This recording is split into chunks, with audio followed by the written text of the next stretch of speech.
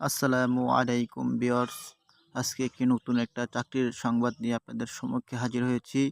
Viewers, চাকরির খবরটা আপনারা সবাই দেখে নিন এবং দেখার পরে আমার চ্যানেলটা সাবস্ক্রাইব এবং লাইক করতে ভুলবেন না। চাকরির খবর ২৭শে ডিসেম্বর ২০২৪ সালে খবরটি প্রকাশিত হয়েছে। ভিউয়ার্স, এখানে প্রথম চাকরির খবরটা হচ্ছে বিমান বাংলাদেশ এয়ারলাইন্স, পদসংখ্যা হচ্ছে ১০৬। ভূমি মন্ত্রণালয়, চাকরি, পদসংখ্যা হচ্ছে ২৩৮ জন। এরপরে হচ্ছে জাতীয় ক্রীড়া পরিষদ, পদসংখ্যা হচ্ছে ৪২ জন। জেলা প্রশাসক পঞ্চগড়, পদসংখ্যা হচ্ছে ৩১ জন।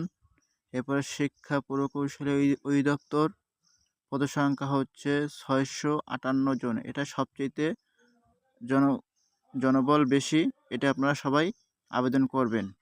এরপরে হচ্ছে নৌবাহিনী মেডিকেল কলেজ, এখানে পদসংখ্যা হচ্ছে ৩৩ জন। ভিউয়ার্স, এরপরে যমুনা গ্রুপে চাকরি। এরপরে ভিউয়ার্স, আপনারা পেজটা ভালো করে দেখে নেবেন। ভিউয়ার্স, এতগুলো চাকরি খবর এগুলো পড়ার সময় নাই, আমি শর্টকাট ভিডিওটা করেছি আপনাদের সুবিধার্থের জন্য। আর আমি হেডলাইনটা পড়ে যাচ্ছি। এরপরে বাংলাদেশ সেনাবাহিনী সৈনিক পদে নিয়োগ, এটা হচ্ছে সবচেয়ে বড় একটি বিজ্ঞপ্তি। এটা এসএসসি এবং এইচএসসি পাশের সকলেই আবেদন করতে পারবে। মাদ্রাসার ছাত্ররা আবেদন করতে পারবে এবং স্কুলের ছাত্ররা তো অবশ্যই পারবে। এবার হচ্ছে শিক্ষা প্রকৌশল অধিদপ্তর, এটা হচ্ছে পদসংখ্যা ৬৫৮ জন।